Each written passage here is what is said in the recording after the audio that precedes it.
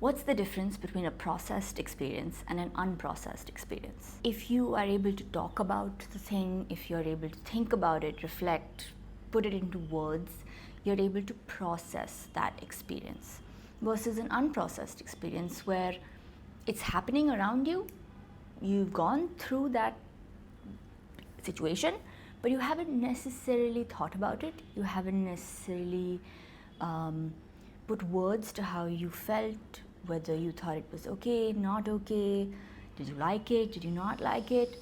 Those would count as unprocessed experiences. Why this is relevant when it comes to parenting, especially in the digital age with regard to children, is because a lot of times they are watching content, they're playing video games, they're scrolling on Instagram, and they're not necessarily talking about it or reflecting on it or thinking about why is it that, what am I enjoying when I'm scrolling on Instagram or watching these YouTube videos? What about it am I liking?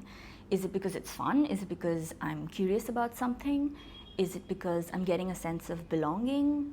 Because I'm going to be able to escape from what I'm not enjoying in my real life? What am I getting from it? Suppose they watch something that would be considered inappropriate content.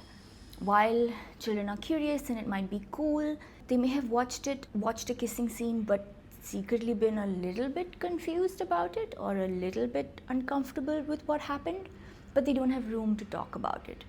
And then it would get brushed aside as something maybe shameful, something they can't come and admit to you that they saw.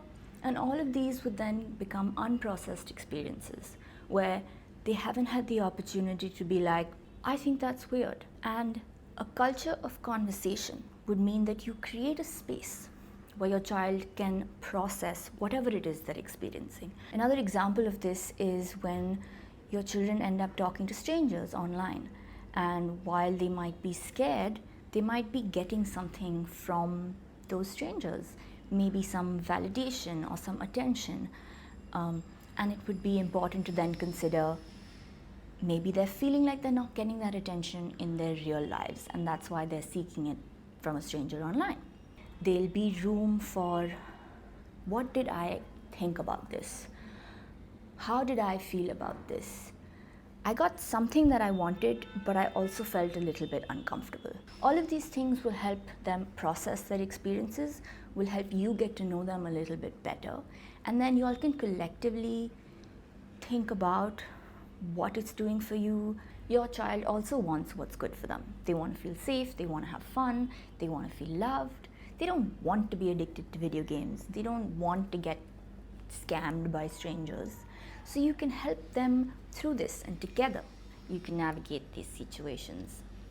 We're no longer in a place where we can really stop children from using social media, from experiencing the digital and virtual world, and we don't necessarily want to. There are lots of really cool things you can learn on the internet. You can connect with people, loved ones who are really far away. You know, sometimes you want a break from your kids, and so you want them to watch something on TV. But you can still ensure that they process these experiences so that they feel comfortable enough to come and talk to you when something's not okay, and so that they know how to deal with these things. They have words, they have thoughts, they also know they have a space with you where they can ask questions and share.